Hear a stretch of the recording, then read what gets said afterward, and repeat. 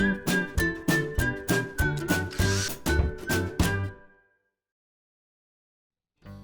it's Steve. Today we're going to show you how to change the control board on your dryer. It's a really easy job. Let me show you how we do it. Now before we begin this repair, the first thing we'll need to do is to disconnect power to the dryer. So either unplug it or locate the electrical panel, turn off the appropriate breaker, or remove the appropriate fuses. Now once we've done that, we'll need to remove the main top. And it's held in place with 2 screws that are across the back. So you need to pull the dryer over enough to access those screws.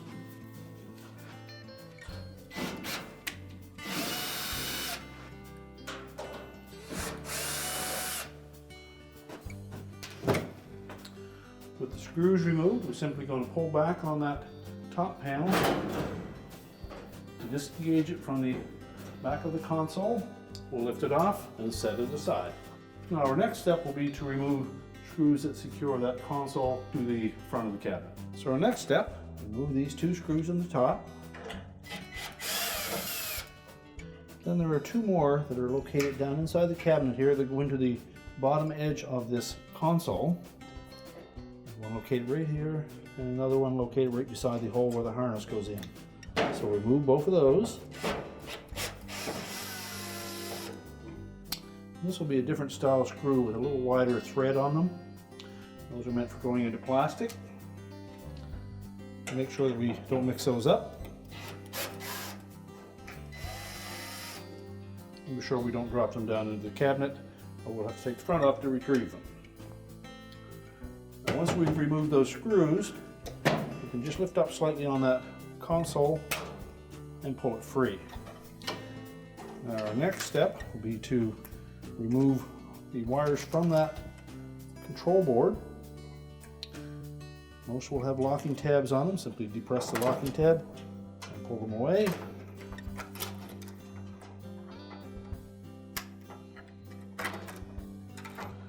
Untuck them from the harness retainers.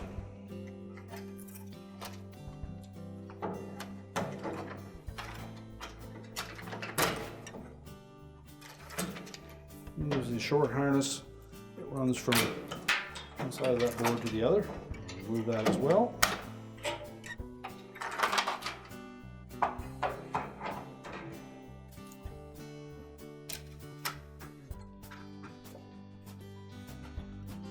Now our next step is to remove the screws that secure that control board to the console.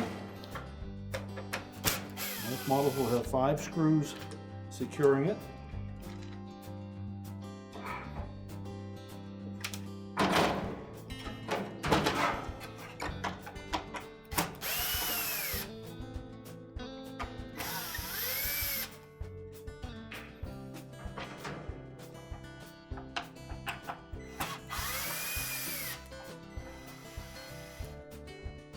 Now with all the screws removed, we can then lift that control board away from the console.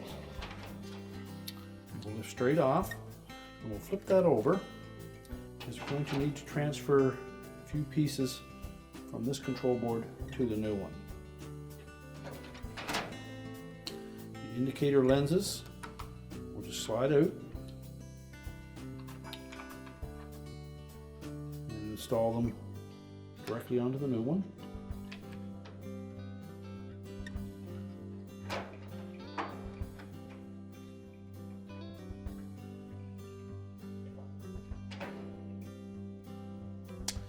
Also have a lens over top of the LED readout, and we'll need to remove that by lifting up one end or the other. There'll be a little plastic tab there. You just need to pry that away enough to release it. And lift that off. Once we have the lens cap off, we can then pull the lens out and transfer that to your new control.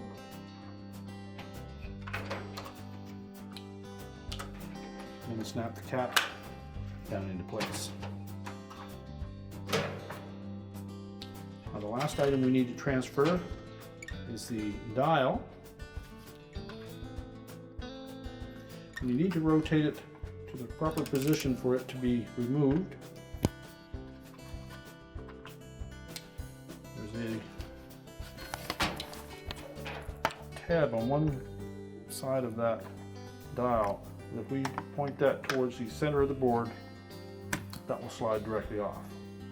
There's a keyhole slot on that control and a key on the shaft itself. We can then discard the old board, and I'll take that new shaft with a knob, locate that little tab, line it up with the keyhole slot. And normally that would position that inner tab towards the center of the control and press it firmly down.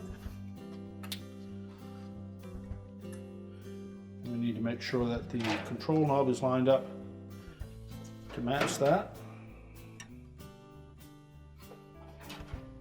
If you look at the back side of our control knob, you'll see that there's a groove on that. We'll rotate that towards the top of the console.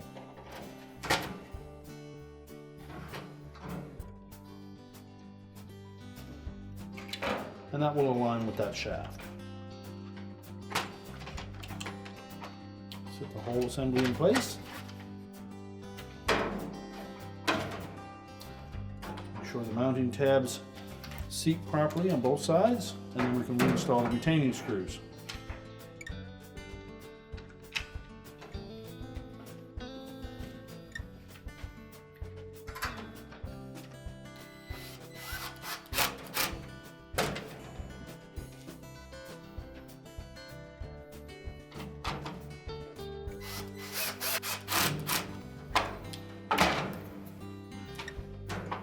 Now that we have the control board mounted to the console, we'll reassemble by putting that small harness in place first.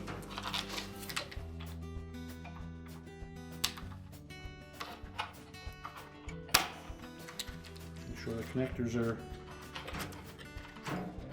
firmly pressed into the board. Then we'll locate the rest of the harness and reconnect each wire accordingly.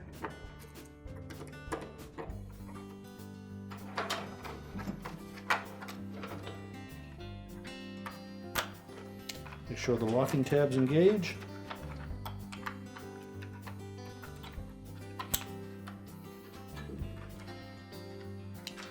And tuck the harness in behind the harness retaining clips.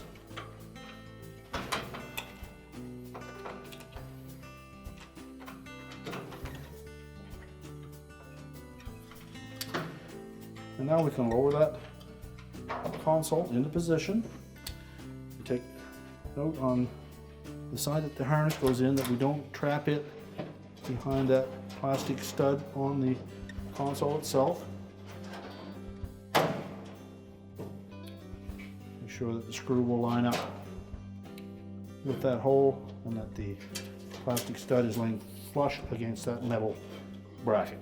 Install the proper retaining screws.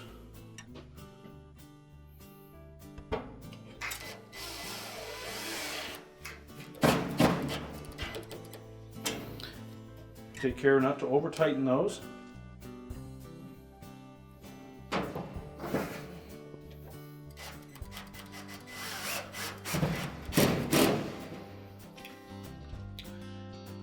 As well as these two mounting screws on the top. Again, make sure that the harness is not pinched anywhere. And now we're ready to put the main top back on. Now when placing that top panel back on the dryer, I'll make sure that we set it in over that frame at the front. So there's about a ½ inch gap between the leading edge of that top panel and the back edge of the console.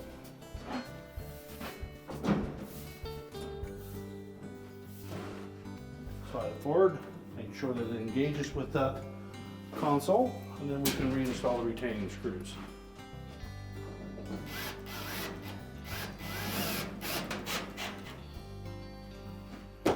Now we're ready to push the dryer back into position, and we can reconnect the power, and our repair is complete.